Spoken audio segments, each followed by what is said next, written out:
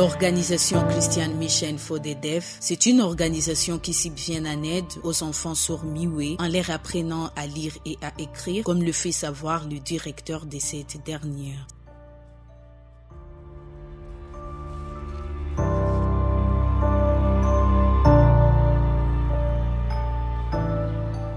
Normalement, les enfants sont internes, mais nous avons quelques vingtaines d'enfants qui ne sont pas internes. Et ils vivent bien. Et ils sont là comme d'autres élèves dans l'internat. Donc une organisation qui s'appelle Christian Mission for the Deaf. C'est basé au Nigeria. Alors ils voulaient que les sourds aussi connaissent Jésus comme le Sauveur, parce qu'ils n'attendent pas, il n'y a pas moyen de le dire qui est Jésus. Alors il a dit il faut qu'on commence des écoles chrétiennes. Il a érigé ses cassettes des écoles ici en Afrique pour que les enfants sourds aussi connaissent Jésus-Christ comme le Sauveur. Alors quand il a créé l'école, c'était sa mission principale. Et par après, on a dit ça ne suffit pas, il faut qu'ils apprennent aussi d'autres matières comme les entendants le font. Il y a assez d'enfants qui connaissent Jésus pour le moment comme leur Sauveur. Et nous avons les enfants aussi qui continuent à apprendre. Et ils font l'éducation formelle comme dans d'autres écoles. Et nous avons des enfants qui ont déjà fait le concours national. Ça montre que l'objectif est atteint. Ils rencontrent pas mal de défis, comme par exemple la débilité. Quand ils apprennent à ces enfants à lire et à écrire, ce sont les enfants qui ont du mal à apprendre formellement.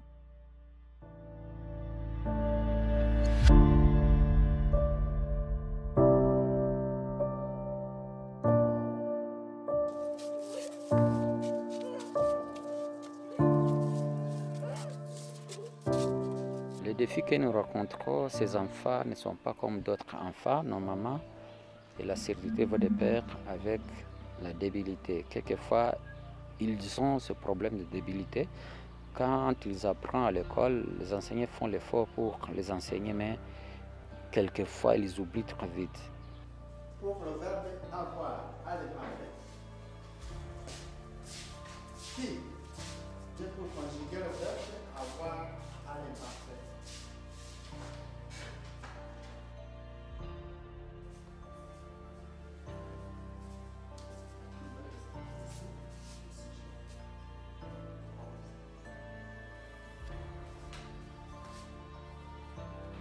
C'est ça le problème quand on est en train de les enseigner. Et puis comme je vous ai dit, il y a les enfants qui ne sont pas à mesure de suivre l'éducation formelle et on les apprend le métier parce qu'ils ne peuvent commencer en première année jusqu'à 9e année, ce n'est pas possible pour eux. Ces enfants, on essaie de les aider pour qu'ils apprennent le métier de couture. C'est ça le problème que nous rencontrons. D'autres problèmes, les enseignants sont formés sur place.